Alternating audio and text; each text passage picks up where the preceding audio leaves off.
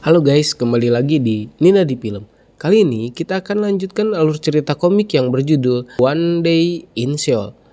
Melanjutkan episode 21 dan 22 kemarin, kali ini kita akan lanjutkan di episode 23 dan 24 ya.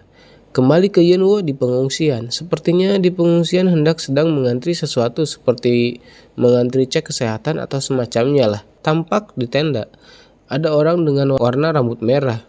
Kata orang-orang yang mengantri itu, sepertinya dia yang memiliki imun kebal, katanya. Dan si Yeonwoo juga merasakan keadaan monster atau keadaan sel dengan rasa nyeri di lengannya itu. Dan si rambut merah itu menatap ke Yeonwoo. Dan sepertinya dia juga merasakan keberadaan virus di tubuh Yeonwoo. Dan ketika melihat Yeonwoo, si rambut merah tersenyum padanya. Kembali ke barudak Daehan, yang dalam perjalanan menuju stasiun Seoul. Tampak daerah stasiun Seoul ini sepertinya sudah tertutup oleh sel virus. Karena di mana-mana ada sel virus, tapi kenapa dibuat pengungsian ya? Tempat bahaya gini. Si Mamang yang membawa mobil pun menabraki monster-monster di jalanan. Lalu mereka terjebak dari depan karena terhalang sebuah mobil dengan sel virus. Si Mamang pun memundurkan mobilnya dan menabraki monster yang dari belakang. Lalu putar balik ke arah jalan yang kosong. Lalu si Mamang bertanya ke Kang Min, "Apa masih jauh dari pengungsian?" "Sebentar lagi," kata Kang Min. Lalu mereka melihat ada bus yang di dalamnya banyak orang. Mereka pun berencana buat menyelamatkan orang-orang dalam bus. Tetapi si bapak-bapak baju biru itu menyuruh Mamang untuk melanjutkan perjalanannya dan membiarkan orang-orang di sana dan bilang, "Kita harus selamat." Mendengar kata-kata itu, si Mamang teringat kata-kata terakhir dari si calon tunangannya. Dan tampaknya si calonnya itu bilang ke si Mamang kalau Mamang harus selamat. Dan tampaknya si cewek sudah kena virus sel ya. Balik ke saat ini. Si Mamang keluar mobil, hendak akan menyelamatkan orang-orang dan menuju ke belakang mobil. Dan si bapak baju biru itu berniat hendak akan menyetir mobil. Lalu si Daehan tanya, "Pak, punya korek gak?" Ternyata dia punya satu. Dan si Daehan pun keluar mobil. Tetapi sebelum keluar, Daehan bilang ke bapak itu, "Pak, jangan pernah pegang kemudi mobil." Dan Daehan pun menyusul si Mamang ke belakang mobil. Kemudian si Mamang pun berlari sambil membawa selang bensin ke arah bus yang banyak monster itu. Sambil dilihat oleh orang-orang di dalam bus. Lalu dari atas, sepertinya itu di atas jembatan, ada monster yang hendak akan turun ke arah si Mamang. Di sisi lain, Kang Min dan Soyun menahan si bapak ini buat gak nyetir. Takutnya dia kabur sendiri ya kan. Saat si Soyun meleng karena melihat si Mamang hendak diserang monster dari atas itu, mereka ditendang keluar oleh si bapak. Kemudian kembali ke kondisi si Mamang, dia menyemprotkan bensin ke arah monster itu. Dan penciuman si monster pun jadi terganggu karena bau bensin. Tapi si Mamang lupa buat bawa korek. "Anjir aing bawa korekna bangsat," kata si Mamang. Untungnya dia berhasil menghindar saat si monster menyerang dia. Si Mamang pun kabur ke belakang dan si Daehan ikut kabur juga. Lalu Daehan bilang, "Mang, ini aku bawa korek. Biar aku saja yang selesaikannya, Mang." Si Mamang pun lari ke arah Daehan. Lalu ketika si Mamang sudah melewati Daehan, si Daehan pun langsung melemparkan korek itu ke tanah dan langsung membakar monster itu. Sesaat kemudian, Soyun dan Kang Min lari ke arah mereka. Ternyata mobil sudah direbut oleh si bapak baju biru dan dibawa kabur. Akan tetapi, dia lupa dengan selang bensin yang masih mengocor keluar itu. Dan ternyata dari ujung selang bensin itu terbakar karena bekas membakar si monster. Dan kalian tahu apa yang terjadi? Ya, ujung selang bensin itu terbakar dan merembet masuk ke dalam selang, lalu meledakkan mobil BBM itu guys. Ledakannya sangat keras sehingga beberapa mobil di sekitarnya ikut terbakar. Untungnya barudak Daehan baik-baik saja ya kan.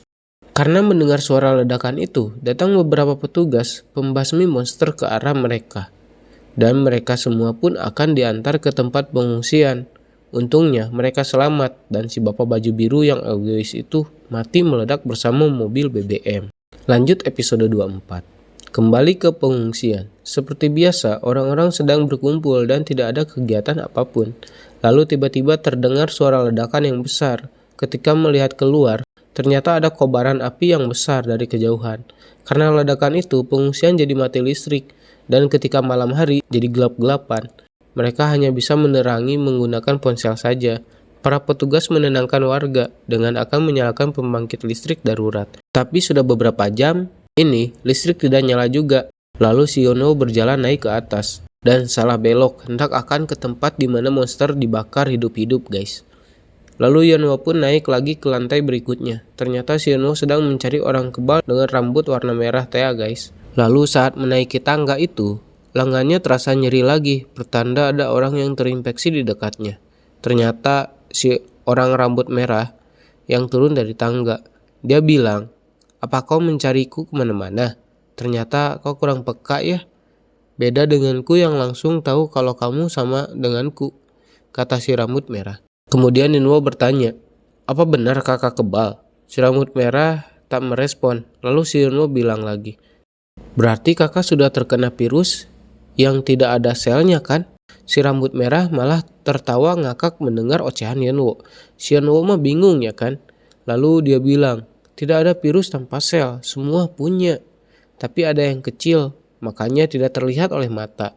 Dengan kata lain, kalau orang-orang bilang virus tanpa sel itu aman, itu adalah omong kosong. Kalau tidak terlihat oleh mata, itu akan tetap tumbuh di tubuh kita. Makanya ada masa inkubasi, walau belum diumumkan. Pemerintah juga pasti sudah tahu kalau ada masa inkubasi. Jika tidak mungkin ada tempat karantina seperti itu. Lalu kamu dan aku sudah kebal. Dengan kata lain, walau virus itu telah masuk ke dalam tubuh kita, virus itu tidak bisa mengubah kita. Si merah bertanya ke Yunwo, "Kamu merasakan nyeri di bagian yang terkena virus kan?" Lalu si merah bercanda ke Yunwo dengan membentuk tangannya jadi pistol dan bilang, "Dor." Dan Yunwo kaget. "Tenang, aku hanya bercanda," kata si rambut merah. Lalu ada petugas yang mencari si rambut merah. Di sini baru kita kenal siapa dia. Ternyata namanya Tai-in.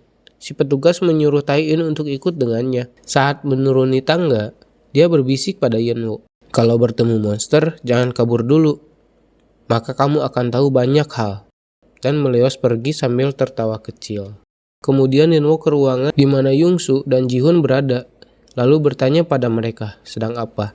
Si Yungsu bilang, dia sedang merekam sesuatu yang hebat. Ternyata dia merekam gedung yang terbakar dan terdengar suara tangisan para monster itu.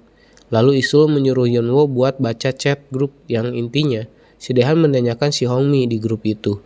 Dan Jihun menganggap Dehan membuang Hongmi juga sama seperti si Yunwo.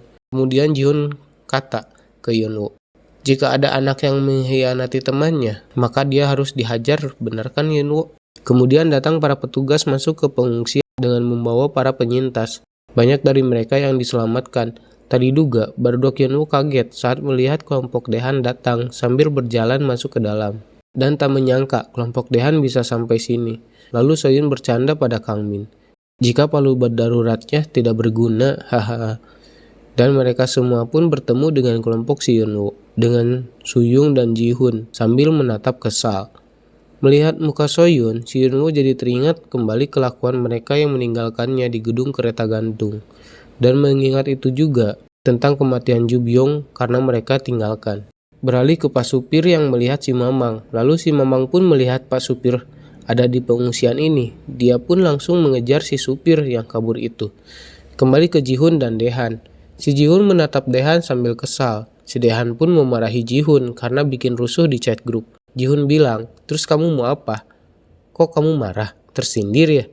Lalu Dehan menyuruh Jihun untuk minta maaf karena dia tidak tahu keadaannya saat itu.